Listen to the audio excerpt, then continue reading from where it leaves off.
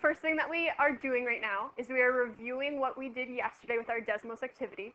So based off of this Desmos graph right here, we said we wanted 3 different forms. We wanted the vertex form, we wanted this general form, and we wanted the factored form, right? So which of the forms did you start with? People started with the vertex form first. All right, so if we start with the vertex form first, what do we need in order to find the vertex form? The vertex, indeed. So our vertex here, it looks like it's -4, -3. Yes? So if this is our vertex here, and we wanted to create the equation for the vertex form, we know it's y equals, and then what do we have next? What did someone write down for their vertex form? Yes. X plus 4 squared -3. All right. Is this what everyone got? I'm seeing some head shakes. Why do you think, what did you get that was different? You need a 3 in front of the x plus 4 because the y is squared. Yes. So I made this one purposefully tricky. This, remember yesterday how we were talking about that A coefficient for the vertex form and how it stretches and shrinks our graph? If we look from our vertex and we go over one block over here on our graph, how many up do we have to go? 3. So we need a +3 in front of our vertex form. All right? So now we have our vertex form. From vertex form, which other form can we get? General form. All right? So for the general form, we have y equals, and then we need to expand this out. And you all expanded it out, right? So if we expanded it out, we probably said, oh, we know it's x plus 4 squared, so we're going to write x plus 4 twice. So then what did somebody get for this distribution of the x plus 4s? Somebody from this row right here that has not spoken in a while. Yes. X squared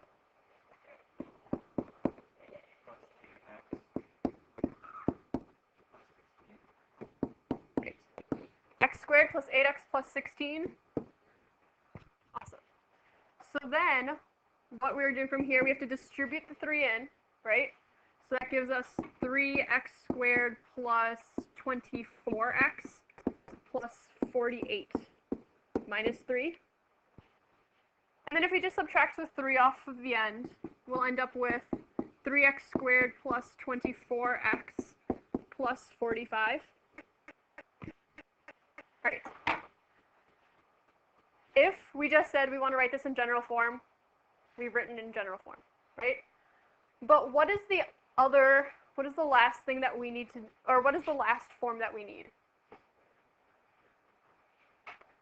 Factored form, right? So if we need factored form, in order to factor, what's the first thing that we can definitely factor out of all of these? A 3. So over here, for our factored form, we have a 3 that we're factoring out. Is this what people got when they just factored out that 3? Yes? Good. I'm seeing thumbs up. All right. And then we need to split this into 2 different factors, right? So we have 2 different parentheses, each with an x in it. Who can give me a guess on if we need 2 numbers that multiply to get 15 and 2 numbers that add to get 8? What do you think? 5 and 3? And then those are positive, right? Or were they negative? They were positive? All right. So we have +5 and +3. Hands up. That's what I got too. Yes? Okay, cool. And then from this, is there anything else I have to do? That's our factored form, isn't it? I do have one question. If I said, oh, this is 3x plus 5, x plus 3, and then I still had like 1 left over, can I just put like a +1 over here? No, this is no longer factored form. This is none of our forms. All right, so be careful when you're writing in factored form. It can only be things that are multiplied. There can't be some kind of adding or subtracting at the end. All right? So we have our 3 forms. Today, what we want to do with these forms is we're going to look a little bit more at factored form and look at different ways of factoring. Because a lot of times when you see those factors, you're like, okay, there's some kind of x squared component, there's an x component, and there's one component that doesn't have an x, right? What if one of those was missing? So, for example, what if I had an equation that said y equals 4x squared minus 8x? Can we factor this? Yes, we should be able to factor this. Why don't you take a few minutes, try and factor this one out, all right? I'm going to pause while we work on this.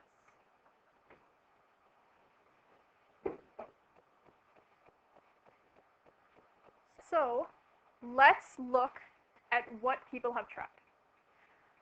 So if we were to factor this in the typical way, what is the first thing that we can definitely factor out of this? A 4, right?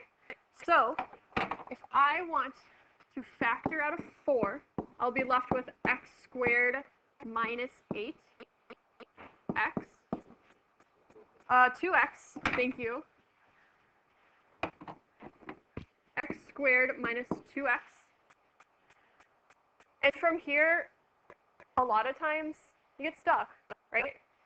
This is the toughest part here. If you wanted to factor like we normally did, we would say, okay, you have a 4, you have some kind of thing with an x and another one with an x, right? And here, so we have x and x. What is our value for c? 0. So we need 2 numbers that multiply to give us 0 and add to give us -2. What 2 numbers add to give us 0? Or multiply to give us 0? 0 and something, anything, right? So we know that one of these has to be 0. So I'm just going to put 0 in one of them. And then if we need 0 plus something to equal -2, what are we going to get? We have a -2 on this one. Can we simplify x plus 0 and just say x? X plus 0 and x are the same thing, right? So if we were to write this out, this would be the same thing as saying 4 times x minus 2. Right? Yes?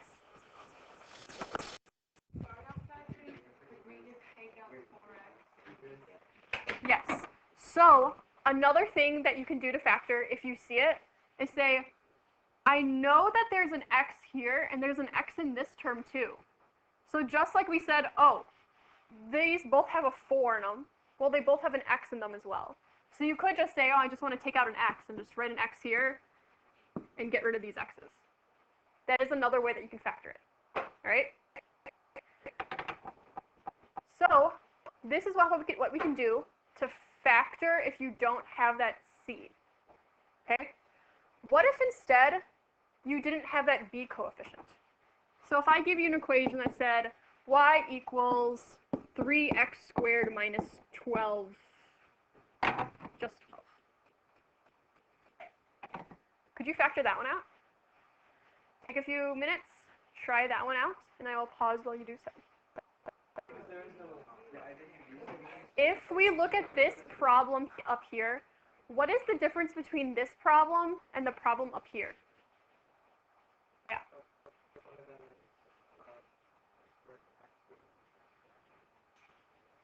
Yeah. So if we look at our general equation, remember how it was y equals ax squared plus bx plus c? For this first problem, our c was equal to 0. For this second problem down here, our b was equal to 0. So if we're factoring out which, we need two numbers, they need to multiply to get C,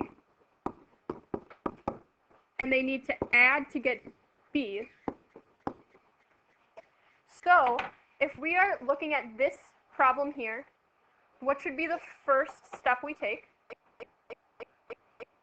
Going to factor. So if we factor out this 3, we get x squared minus 4. And if we have x squared minus 4, this negative 4 here, our two numbers need to add or multiply to get this number. They need to multiply. If they need to multiply to get negative 4, what do these two numbers need to add to? 0. Because this is the same thing as saying, oh, we have like a plus 0x. Okay? So if we have this plus 0x, we have that we need two different expressions that'll give us multiply to a negative 4, add to 0. What should those two numbers be? Yeah. Yep. Positive and negative 2. And so if you wanted to check this, you would just see, oh, this is x squared. This here is positive 2x. This here is negative 2x. And this is negative 4. So if you have a positive 2x and a negative 2x, it'll add up to 4. Or it won't add up to 4. It'll add up to 0. And we just won't have that b component. So that works out for us. So what is written in red right here would be our solution for the factored form of this. All right? From here, we are going to look at some of our slides. I wanted to look at this one because this one right here is interesting in that we are looking for the axis of symmetry and the vertex, but do we have the vertex form? We don't. We only have the factored form here. All right? Yes? How come the last equation multiplied 0 yet the only equation? So for this one right here, this negative 12, does this negative 12, is this the C or the B component in our general equation? It's the C component, so they need to multiply. Up here, if we have a negative 8x, that's our B component, so we want to add to that one. All right? Good? Yep. All right, so for this one, if we just look at it, can we find our x-intercepts? Just by looking at the equation? It's our factored equation. I think we can. So if we're looking at this equation down here, in order to find our x-intercepts, what parts should we look at?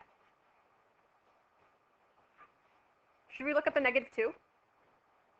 Will that tell us anything about our x-intercepts? No. So let's look at this x plus 5 and the x minus 1. All right? If we are looking for an x-intercept, that means that it is on the x-axis or the y-axis? The x-axis. So if it's the x-axis, our y value is equal to 0.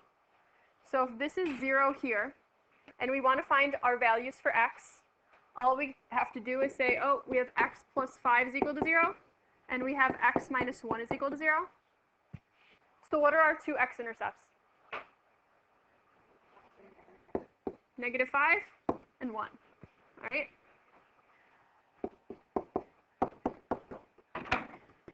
So it's relatively easy, or simpler, to find the x-intercepts in our factored form. But now we have the problem of we want to find the axis of symmetry. We don't have the vertex, though.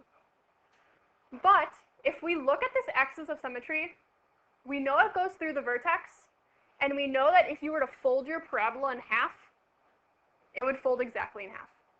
So this axis of symmetry cuts down our parabola right in half. So if we have this point here and this point here, how could we possibly find what this axis of symmetry is in the middle? Could you find that x value? What do you think? Yeah, if we just take the average, or if you look at your top 20, we say use the midpoint formula. Yes? The midpoint formula, we know that it's going to be at the average of our two x's. So averages, add them all up and divide by the number that there are, right? So since we have two numbers, we have -5, add 1, and you divide that by 2. And then for our y values, what is our y value going to equal? 0, because it's just 0 plus 0 divided by 2. All right, so if we look at this, what do we get for a midpoint? We get -5 plus 1, so it's -4 divided by 2.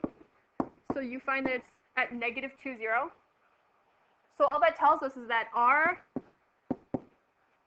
axis of symmetry, x equals what? -2. So this right here is our axis of symmetry.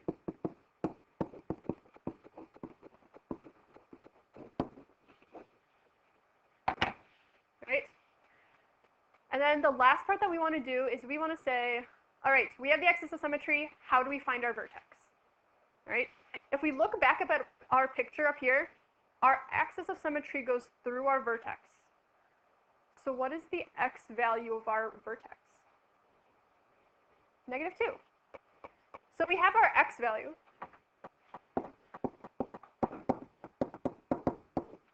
We know it's -2. But how could we find our y value? We have an x value. We want to find the y value. What could we use to find the y value?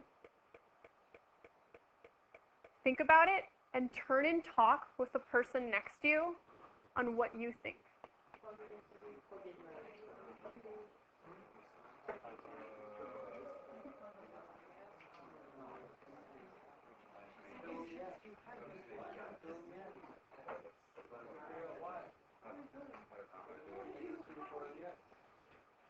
All right, what do we think? Yes. Yeah, just plug it into the equation. So if we want to take -2, substitute those in. If we have -2 plus 5, that's equal to 3. Yes? And we have -2 minus 1, so that's -3. Is that right? Yes. Okay. So we have 3 times -3, which is -9, times -2, which is 18. So our vertex is at -2, 18. Right? Something they do not ask on this slide, but will be asked when you are taking your test. This parabola, is it facing upwards or facing downwards, and how do you know? Who thinks upwards? Who thinks downwards? All right. Why do you think it's downwards? Because the two has negative in front of it. Exactly. We see that there's a negative at the front here, so it's negative, so it has to face downwards. Exactly. All right. We want to also be able to find our axis of symmetry and our vertex if our equation is in general form. So, for the sake of finding this, let's first figure out what our equation is in general form. So this is a review of yesterday. Just expand this out, find the general form. All right? And I will pause while I let you guys do that. How did we first start to find our general form? How did we first start?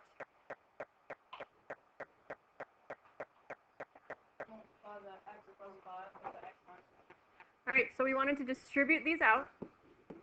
If we are distributing these out, what did you get for that distribution?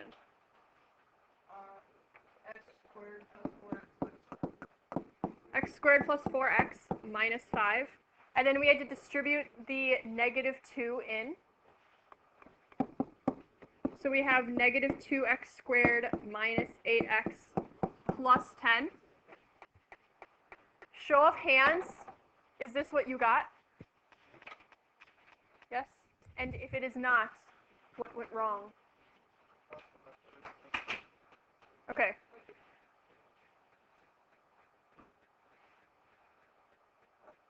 So did we, yes?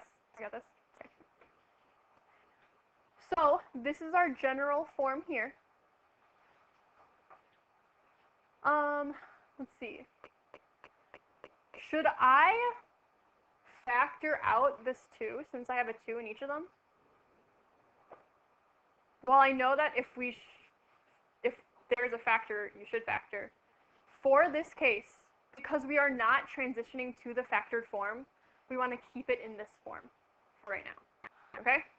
So we're going to keep it in this form, even though we can factor out a 2 from each of these terms. And we want to find our axis of symmetry. To find the axis of symmetry from a general equation, from the general form, we have an equation. We have x is equal to negative b divided by 2a. All right? You can only use this for the general form. If you are in vertex or you are in factored form, you cannot use this equation. But it is very important because, for example, what if this was all you were given? Was just this information right here? Okay? Do you know how to get back into vertex form? I don't know. I don't know how to get back into vertex form. You could get into factored form and then do all of that part, right? Factored form, then use the midpoint formula, and eventually get to your vertex and your axis of symmetry. Or you could just stay with this general form here and say, oh, I know that the general form, my axis of symmetry is just going to be negative b over 2a, and I'll get there. Now, you might be thinking, we've already found the axis of symmetry for this problem. I know. For the sake of using this formula, let's find it again, see if they're the same thing. All right? So, if we have negative b over 2a, from our general equation here, what is b? Is it the negative 2, the negative 8, or the 10? Who thinks negative 2? Who thinks negative 8? Who thinks 10? All right, I'm seeing negative 8. So negative 8 is our b. Negative 2 is our a. So if we want to use this formula, we say x is equal to the opposite of our b. Our b is negative 8. And we want to divide by 2 times our a, which is negative 2. And if we multiply that out, we have negative times negative 8 divided by negative 4. And what do we get from that for our x value? We get a negative 2. Be careful, there are 3 negatives here. That's a lot of negatives going around, but if you have 3 negatives, that's an odd, or that's a negative. So you have a negative 2, right? If we wanted to find our vertex, how did we find our vertex in the last problem? We said, oh, we know that our x value is going to be negative 2 still. How did we find the y value? We just plugged it into the equation. This might be a different form of the equation, but if we plugged negative 2 into this equation, are you going to get the same, into this general form of our equation, are you going to get the same thing? Yes. All right. So our vertex is still negative 2, 18.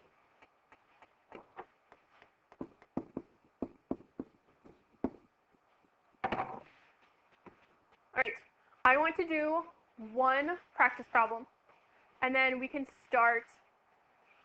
Maybe I will put the soccer game up, or we could do the first 2 problems of your homework quiz. Soccer game? Okay, then I will put the soccer game up afterwards, all right? So let us do this practice problem first, all right? For this practice problem, be careful of the negative in the front, all right? You want to find the zeros, you want to find the vertex. It might take you a couple steps to get to the vertex, but I believe in all of you. You can do it. I'm going to pause while you do this. First thing we wanted to find the zeros. What were the zeros for this problem? We had x equals 2 and x equals negative 4, which we found just by looking at these 2 components here. So if we have 2 and 4, or 2 and negative 4, rather, that's those 2 points there. Can we complete our graph of our parabola yet? No. What else do we need? A vertex. So what is one way that we could find the vertex?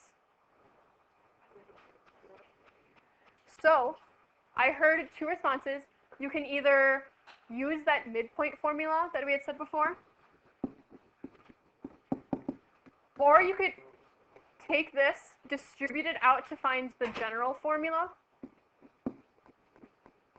And from the general formula, then you can use x equals negative b over 2a to find your axis of symmetry, right? And that you can use to find it. So let's just do this first one for the sake of time, all right? If we're looking at the midpoint, we're adding up our x values and dividing by 2. So this is 2 plus negative 4, all divided by 2.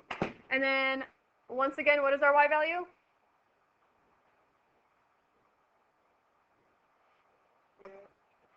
Yep. Remember, from our x-intercepts, we have x equals 2. Or if you wanted to write this as an ordered pair, it would be 2, 0. And this would be negative 4, 0. So for our midpoint formula, 0 plus 0 divided by 2 is still 0. So from our midpoint formula, we find 2 plus negative 4 is negative 2 divided by 2, that's negative 1. So this is negative 1. And so if we have negative 1 here, that just means our axis of symmetry is at negative 1, right?